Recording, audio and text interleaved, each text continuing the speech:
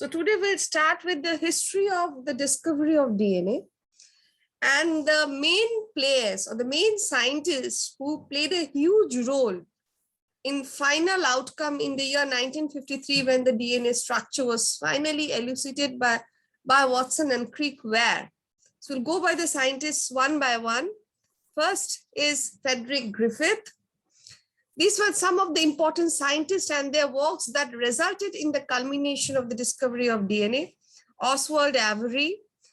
Then we have Maclean McCarthy and Colin MacLeod. Hershey and Chase. Linus Pauling. Erwin Chargaff. Maurice Wilkins. Rosalind Franklin. James Watson and Francis Crick.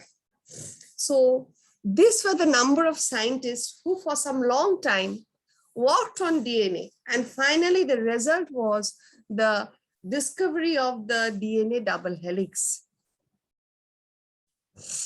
Now, this is the timeline.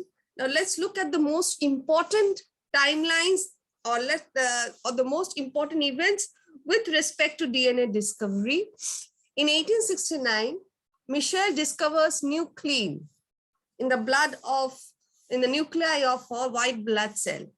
You have all heard about Mendel. In 1866, Mendel's works is first published where he gives us a very elaborate concept of how alleles are inherited. Even though he didn't know the structure of DNA then, and Mendel didn't have the concept of genes when he was doing his experiments with pea plants. In 1910, Levine proposes the tetranucleotide theory. One thing to be noted, in 1900, even in 1866, Mendel's work was published, but it was in 1900 that the work of Mendel was rediscovered. So coming to 1910, Levine proposes the tetranucleotide theory. In 1928, Griffith demonstrates the transforming principle. So he says that there is something which is inherited. He couldn't exactly say what biomolecule is being inherited. And thus he said that there is this transforming principle. In 1944, Avery, MacLeod, and McCarthy demonstrated, this was an extension of Griffith's experiment, and they demonstrated that the transforming principle was or is DNA. In 1952, so we have almost come to very close to 1953. In 1952, Hershey and Chase demonstrated that DNA is a genetic material in bacteriophage, and it is the DNA that moves from one generation to another generation. This was an important 1944 and 1952. These two discoveries were very important discoveries because the importance of DNA gradually was coming up.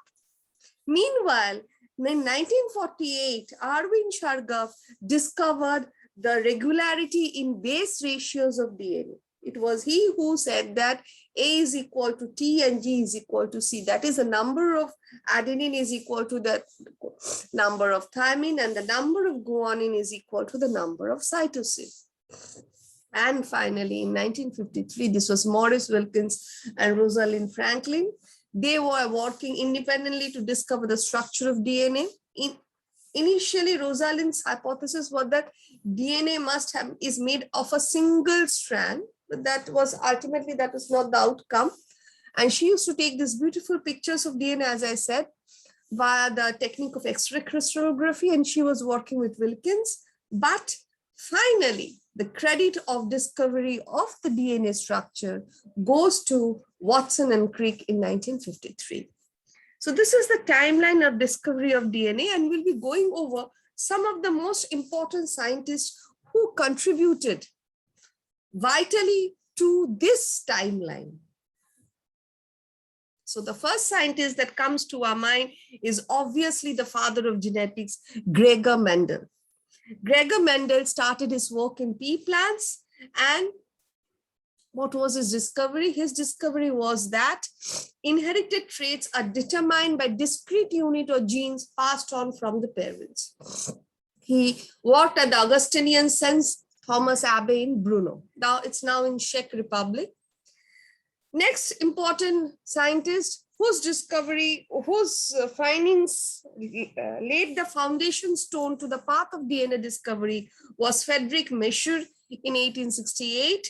He was a professor of physiology at the University of Basel, Switzerland. He isolated something called nuclein from the nuclei of white blood cells. So the concept of presence of DNA in the eukaryotic cells was developed by him. Then comes Levin. Levin, in 1905, he was a Russian biochemist.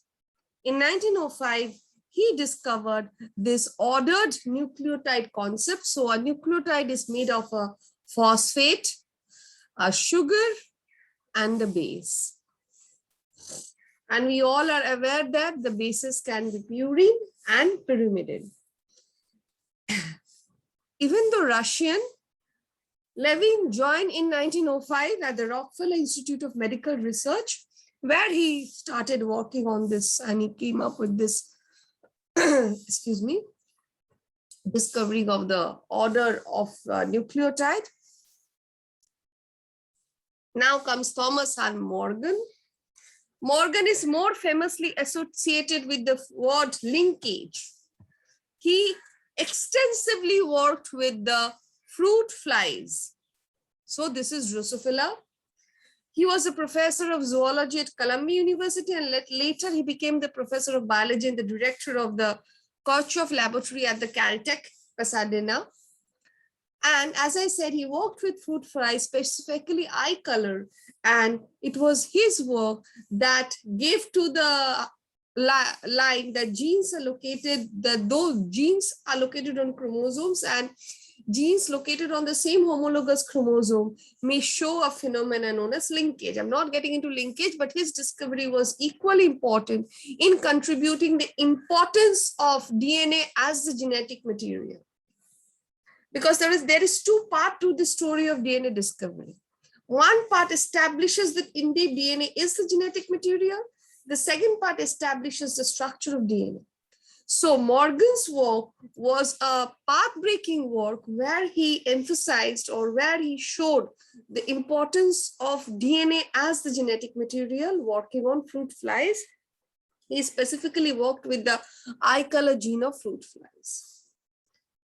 Then we move on to Frederick Griffith. So this was another path-breaking work in the with the thought that DNA was the genetic material. In 1928, in 1928, Frederick Griffith worked in the Liverpool Royal Infirmary, and he was working in London. So as I said, he was an English physician, and he was the first to observe that some biomolecule was responsible for the phenomena of transformation. However, at the moment when Griffith was working, was not able to pinpoint the fact that transformation was done by DNA. He identified a transforming principle, and his work was carried further on by Hershey and Chase, who identified his work was carried on by MacLeod, McCarthy, and Avery, who identified that the transforming principle was DNA. So what Griffith identified was that there is something called transforming principle. And what was his experiment about? He was working with pneumonia patient, and he was interested in the bacteria Streptococcus pneumoniae. Now, Streptococcus pneumoniae can be of many strains, type 1, type 2, type 3, and so on. There are two categories of Streptococcus pneumoniae. One is known as the virulent one. The virulent ones are referred to as the smooth forms. Why they are called smooth forms? Because each bacterium is surrounded by a polysaccharide coat, which makes the bacterial colony appear smooth. And there is the other category, which is the non-virulent form. The non-virulent form are referred to as the rough form. They lack the polysaccharide coat, When we are talking about virulent form, that means they're capable of causing disease. Non-virulent form means they're incapable of causing the disease. So that is it. The virulent disease-causing form, having a polysaccharide coat surrounding it, hence the smooth, and the non-virulent form, which lacks the polysaccharide coat and produces the rough colony. They are not capable of causing the disease. So let's get into the experiment.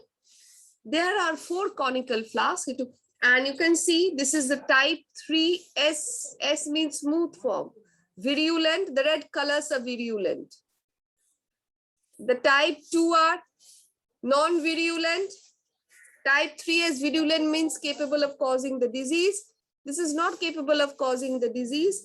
Heat kill 3S.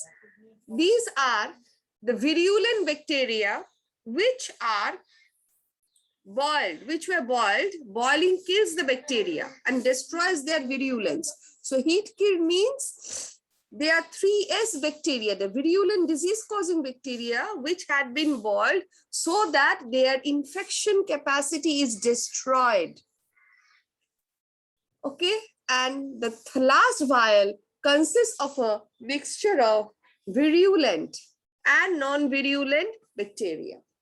So we have the 3S virulent category, 2 are non-virulent category.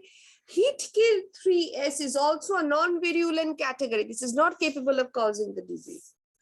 And a mixture of type 2R and 3S. See, this is a mixture of 2R. That means non-virulent, not capable of causing disease, plus 3S that has been killed, heat killed. So this is also not capable of causing the disease. So this is a mixture, this is such a mixture which contains the bacterial strains which are also not capable of causing the disease.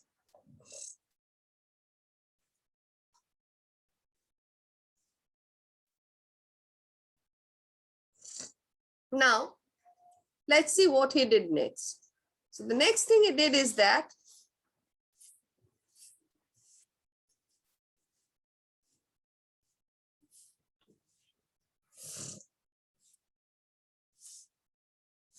he injected them into mouse. He took the bacteria and injected them into mouse. Now, interestingly, you see that when the 3S virulent bacteria were injected into the mice, as you can see, the mice dies. That is evident because this is the infective form of the bacteria. When the non-virulent 2R and the heat kill 3S are injected in mice, the non-virulent 2R is incapable of causing the disease. And the heat kill 3S is nothing but the dead variety of the type 3 virulent form. So since they're dead, they are also incapable of causing the disease. So the mice or the mouse leaves. Now, what did Griffith expect in the 4th category? When we inject this to the mouse, since this is a mixture of those 2 strains which are not capable of causing the disease, Griffith expected that in this case also the mouse will be living. But interestingly, he observed that the mouse dies. So this is where he was suddenly taken aback. So what Griffith did, Griffith then examined the blood from the hearts of this mice. So he examined the blood from hearts of this mice. And what did he observe? Let's see, what did he observe? When this mice dies, he observed the type 3S virulent bacteria. They recovered. No bacteria recovered, no bacteria recovered. But in the final one, you see type 3 virulent bacteria recovered. So it seems that in the 4th case, somehow, as Griffith's conclusion was that the type 2R bacteria had been transformed, acquiring the genetic virulence of the dead type 3S bacteria. So somehow the living, this was a mixture of type 2R and the dead type 3S. The dead bacteria cannot be alive. So the type 2R bacteria, most probably they had acquired some property from those dead bacterial cells, as a result of which they were transformed to type 3S. Now, this transformation produced a permanent genetic change in the bacteria. At the time when Griffith did the experiment, Griffith didn't understand the nature of transformation. He called this substance the transforming principle.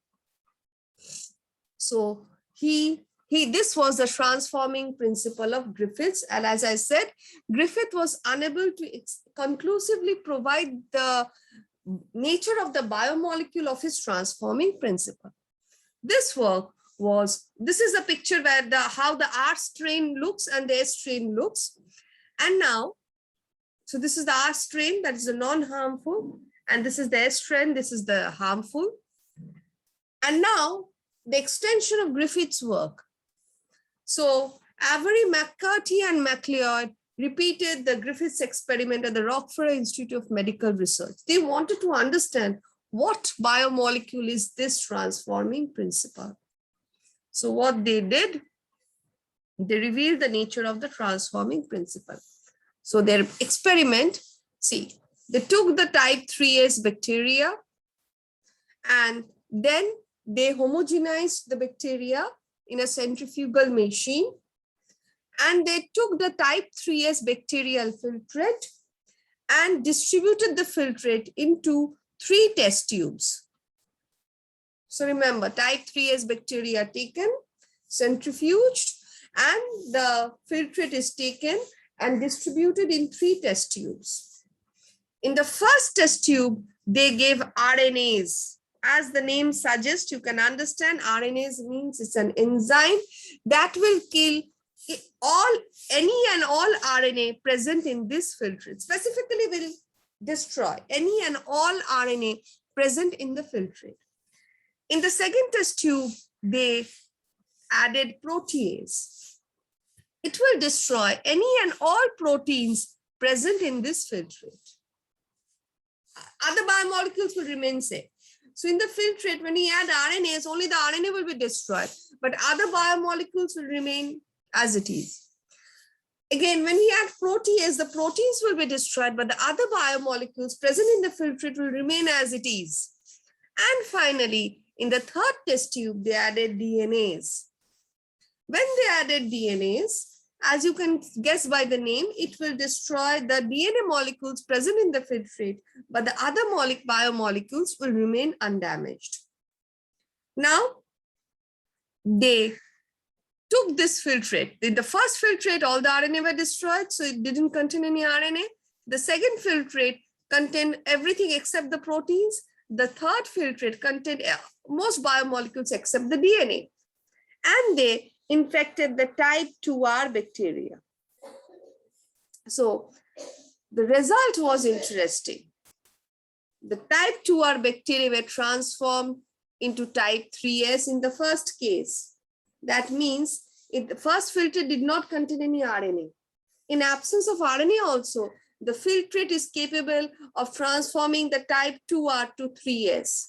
So RNA cannot be the transforming principle.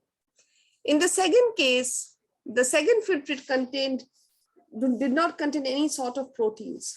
So in absence of proteins also, the type 2R bacteria can be transformed into type 3S. So proteins cannot be the transforming principle. Finally, the filtrate that lacked DNA, when they added this filter to the type 2R bacteria, no transformation was seen, which clearly proved that in absence of DNA in the filtrate, the type 2R bacteria could not be transformed to type 3S. And thus their conclusion was very bold conclusion, because only DNA destroyed the transforming substance.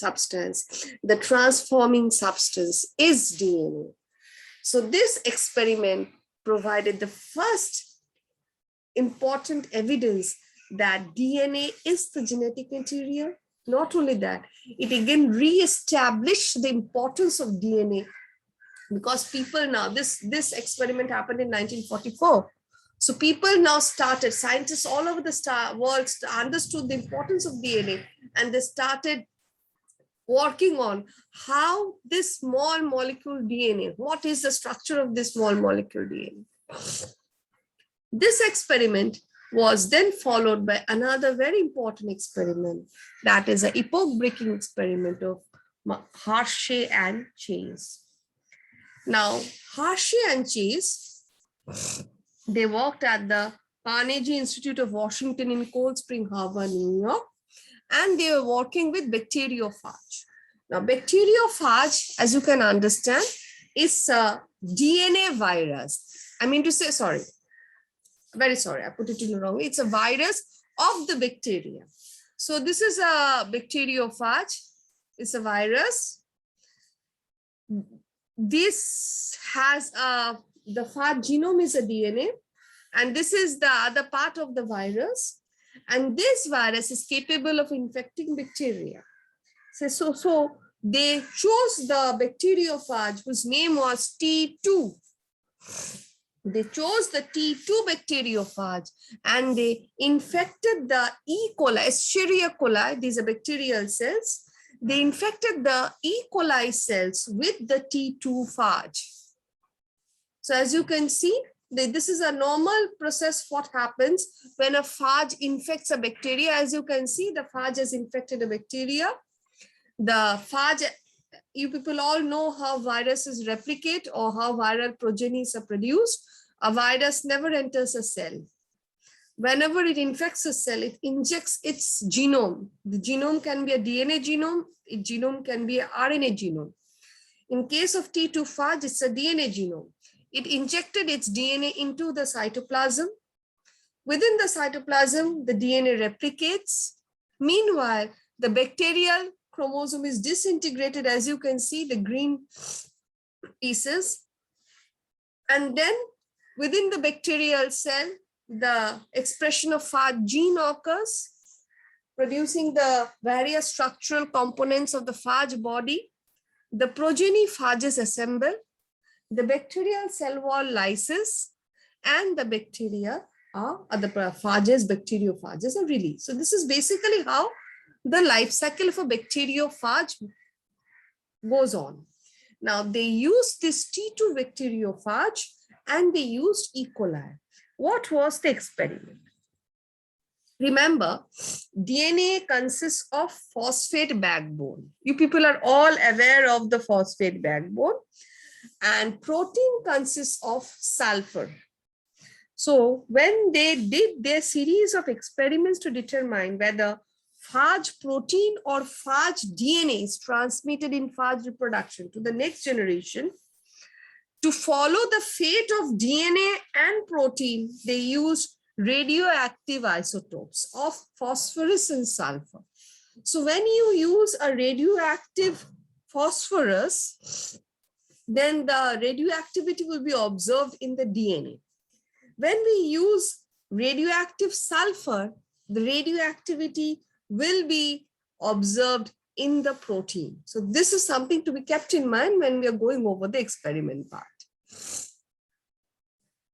So what was done? Two different conicals were taken. The E. coli cells were grown in a 35 medium containing sulfur, a radioactive isotope of sulfur, that is 35S. In another vial, the E. coli cells were grown in radioactive isotope of phosphorus. Apart from other materials that are normally given, the phosphorus that was given was radioactive phosphorus. Same in the previous case. Apart from other materials required for growth, the sulfur that was given was radioactive sulfur.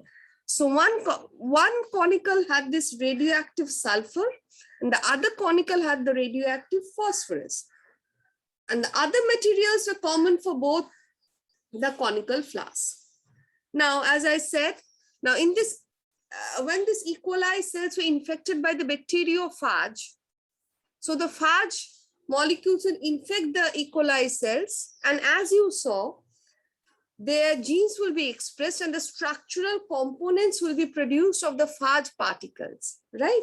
So they will be requiring sulfur to build their protein shells. So they use the radioactive sulfur to make their protein shells, because 35 sulfur can be traced in protein molecules. On the other hand, as you can see, when these phages were grown in, were allowed to infect E. coli grown in 32P. Now, phosphorus is an important part of DNA. So when replication of the phage genome occurred, they took the phosphorus from the surrounding, and the phage genome or the phage DNA, the new phage DNA had this radioactivity incorporated into their DNA. So this was the basic concept. So these phages that were grown in 35S sulfur had a radioactive protein coat. The DNA was normal because in the green conical flask, normal phosphorus was given. In the other conical flask, the DNA was radioactively leveled because the phosphorus was a radioactive phosphorus, but they had a normal protein coat, as the sulfur molecule that was given was not radioactive in the orange flask. And now, when the phages were grown for some time in this 35S and 32P medium containing mediums, the phages with 35S infected E. coli, the phages with 35S infected unlabeled E. coli. So the E. coli were not having any radioactivity. The phages with 32P infected unlabeled E. coli. Now, these infected E. coli cells were then broken. So they were taken in a blender, and then they were separated in a centrifugal machine. So the infected E. coli cells, there were two sets of infected E. coli cells. Of the two sets of infected E. coli cells, one containing radioactive phage, bacteriophage particle, bacteriophages having a radioactive protein coat, and the other E. coli had this bacteriophage having the radioactive DNA. These E. coli cells were then put into a blender, and the E. coli cells were broken, and the cells were separated, and you can see that there are two layers obtained. One layer is known as the supernatant, the other layer is known as the pellet.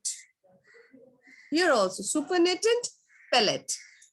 The supernatant contains cellular debris, while the pellet contained the bacteriophages. The pellet contained the E. coli cells. Now, when in the first case, look at the green color, we had this supernatant and pellet. Radioactivity was obtained in the supernatant. And when the supernatant was analyzed, it was seen that the supernatant contains only the viral coat. The E. coli cells are found in the pellet. No radioactivity was observed in the E. coli cells. That means that the protein has not been transmitted into the progeny phages. So when the phages replicated, it is obvious that protein was not transmitted to the next generation. In the second case, again, we are having two layers, the supernatant and the pellet. And after centrifugation, the supernatant did not contain any radioactivity. So the viral coats did not have any radioactivity, but the infected bacteria in the pellet showed the radioactivity, indicating that the progeny phages were radioactive. So the radioactivity had entered the E. coli. So the DNA had entered the E. coli, and the progeny phages were radioactive, indicating that DNA has been transmitted to the progeny phages. So once this experiment was done, Alfred Hershey and Martha Chase could most significantly provide the fact that DNA and not protein is the genetic material of bacteriophages. This was a big experiment. And as I said, now we come to three important scientists, Max Delbruck, Hershey, and Silvada E. Luria. Hershey is the same Hershey of the above experiment. Luria and Delbruck, these three together started an experimental scientific group known as the Phage group. And in 1969, these three scientists got the Nobel Prize in Physiology. But why did I show you the name of these three scientists? To give you an idea that when Watson did his graduation in zoology, he did his doctoral, his PhD guide was Salvador Luria. So Luria was also a part of this phage group. Luria was working on bacteriophages, and his PhD student was Watson. So Watson already had a basic idea as to how the bacteriophages were working. Initially, he showed interest in joining this phage group, but later on, however, history says something else. So Luria was his doctoral teacher. And now coming to the exact race of the discovery of DNA structure, I start with the picture of Linus Pauling, and I'll tell you why I have chosen Linus Pauling in the story of DNA, because most of you have not heard about Linus Pauling's association with DNA, but I'll tell you why he is important. And in the race of DNA discovery, another man who played a very big role in giving us an idea about what is the ratio and how the purine and the pyrimidine bases are present is Erwin Chargaff. And these are the names: Maurice Wilkins, Rosalind Franklin. They were working in King's College in London. They were also working to discover the structure of this biomolecule known as DNA. And Watson and Crick, they were working in the Cavendish Laboratory of Cambridge University. So they're working in two different institutes, both in London. This team was also working on the discovery of the DNA structure, and this team was also working on the discovery of the DNA structure. They're working simultaneously on the problem. Now coming to Erwin Chargaff, because Chargaff's rule is important, you have all heard that he discovered the 1:1 ratio of adenine to thymine and guanine to cytosine in DNA samples of a variety of organisms. So this helped both Rosalind Franklin and Maurice Wilkins and Watson and Crick to come up with the idea that how the bases may be present in the DNA double helix. So that's Chargaff's rule: A is equal to T and C is equal to G. Just a second. So these are the sugars. You can see adenine, thymine, guanine, cytosine. And this is the basic ratio. Look at the human data. A by T, 1. G by C, 0.98, that's 1. A plus G by T plus C is equal to 0.99. So this was the ratio that was discovered by Chargaff. And finally, before Watson and Crick made their breakthrough in the basic chemistry of DNA, we by now have understood the importance of Michel, Levine, and Chargaff's work, because these works contributed finally to the discovery of DNA. It was when Watson and Crick were working on DNA, they knew that DNA is a polymer. Then they knew that DNA is made up of repeating units of these nucleotides. The nucleotide consists of a phosphate-based sugar, a phosphate, a sugar, and a nitrogenous base. Chargaff also emphasized on the fact that the nitrogenous bases are present in a definite ratio. Now the question was that how in a polymer these nucleotides are fitting themselves in a three-dimensional structure. So this was the part where exactly Watson and Crick were working. Coming to the work of Maurice Wilkins and Rosalind Franklin, as I said, it is their work that provided the physical evidence that yes, the DNA is arranged in a double helical structure. The physical evidence was provided by their work. As I said, Rosalind was under Maurice Wilkins and they're working in King's College, at King's College. So that's Wilkins and that's Franklin. And that's her famous photograph 51. The basic concept of X-ray crystallography is that you send an X-ray beam on a crystal, and as the biomolecules arrange in the crystals, when you put X-ray on the biomolecules, depending on how the atoms are arranged, the atoms will reflect the X-ray, and the image of that will be developed on a digital detector. So this was the famous photograph of Rosalind Franklin that provided the basic concept to Crick that DNA is present in form of a double helix. So that was the famous picture of Rosalind Franklin.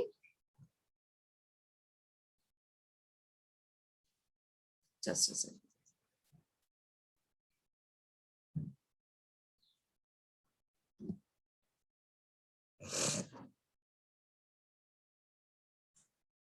And this is how, as I showed you, the X-ray is passing through DNA's crystallized DNA. And depending on the arrangement of the strands of DNA, that typical X pattern of a digital image is obtained of the DNA.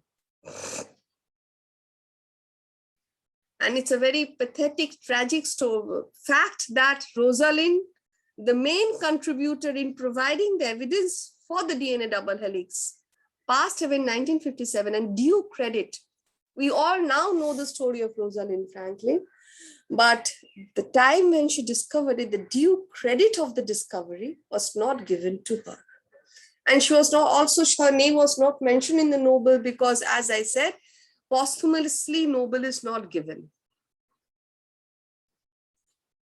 And this is James Watson, as I was saying, in 1928, he was born. He was only 25 years old when he met Crick at the Cavendish Laboratory.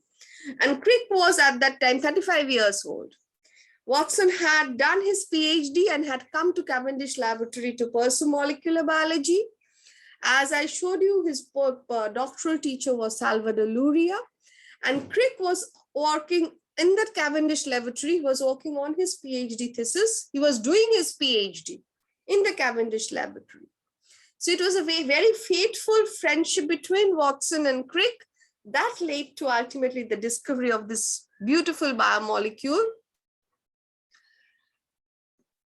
And when Crick saw the photograph of the X-ray diffraction image of DNA, so in 1953, this is that article in Nature, where it's a beautiful way they start. We wish to suggest a structure of the salt of deoxyribonucleic acid. So this is how they started the Nature paper. This is that article where they first, depending on the image they saw, they first documented the double helical structure of DNA. In the next issue, this was in 1953 April, in the very next issue, Rosalind's images came up, but the first credit always goes to Watson and Crick because their paper was the first paper. And so this is Watson and Crick once more. And finally, the Nobel Prize. So when the Nobel Prize was given in 1963, the three scientists were, Wilkins was still there in the London University, but Watson had moved to Harvard University, Cambridge, and Francis Crick was in the MRC Laboratory of Molecular Biology, Cambridge, UK. So he stayed in UK, he moved to USA, Wilkins stayed in London. This is the time in 1962 when the Nobel was given to, see the full names, Francis Harry Crompton Crick, James D.V. Watson, and Maurice Hugh Frederick Wilkins.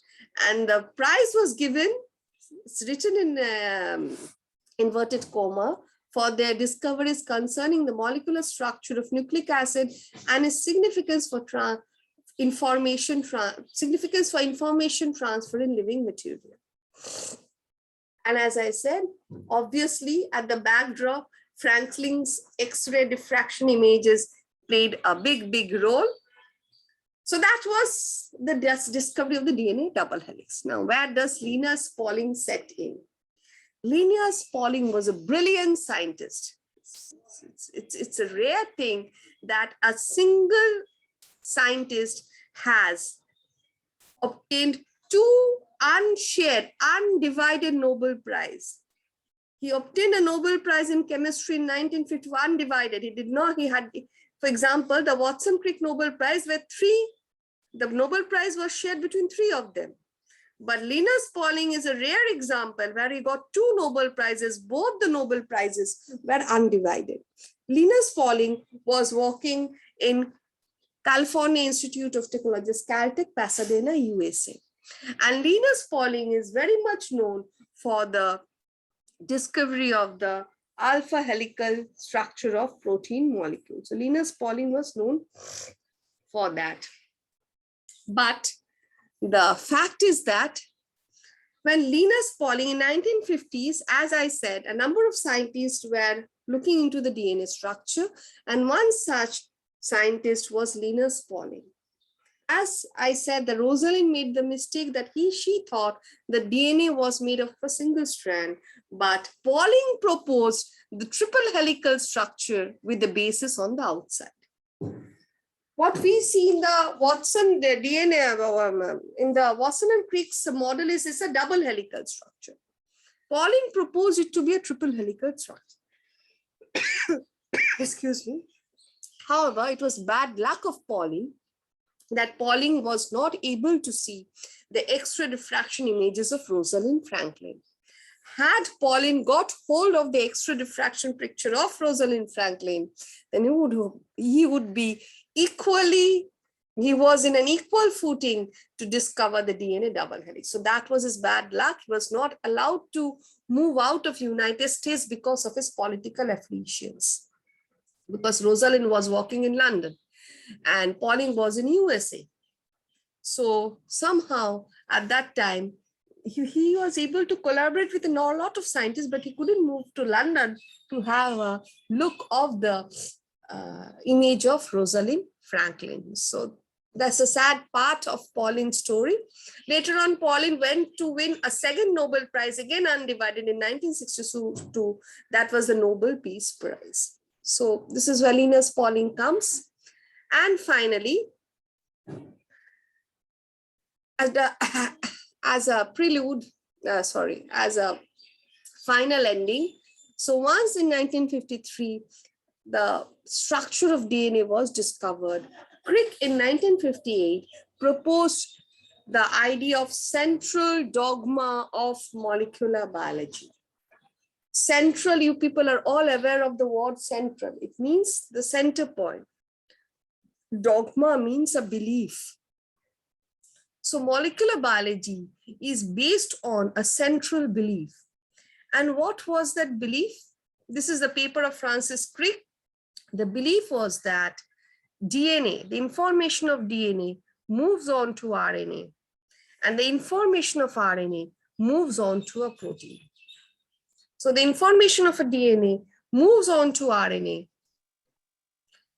via transcription, and the information on the RNA is finally coded into a protein via translation. DNA can give rise to another DNA. The phenomena is replication, that is DNA duplicates. It's an autocatalytic phenomenon. From DNA, a RNA copy is made. It's a heterocatalytic phenomena, and the information is thus moving from DNA to RNA. Again, based from RNA, reading the information on the RNA, a protein is coded. This is again a heteroclitic catalytic phenomena, and this is translation. So this is the central dogma of molecular biology. Replication. So the basic concept is that there are three different processes responsible for inheritance of the genetic information and for its conversion from one form to another. First is replication. The double-stranded nucleic acid is duplicated to give identical copies. This process perpetuates the genetic information. The second part is transcription. A DNA segment that constitutes a gene is read and transcribed into a single-stranded RNA sequence. The RNA moves from the nucleus into the cytoplasm, and Finally, translation. The RNA sequence is translated into a sequence of amino acids as protein is formed. During translation, the ribosome reads 3 bases at a time from the RNA and translates them into 1 amino acids. So this is basically the central dogma of molecular biology. And with this, we come to the end of our today's class. And I hopefully could give you a brief view on the structure of DNA. And accordingly, you people could also have a very big magnified view of how the discovery of the genetic material and finally the structure of DNA. So with this, I stop my class. Just a second.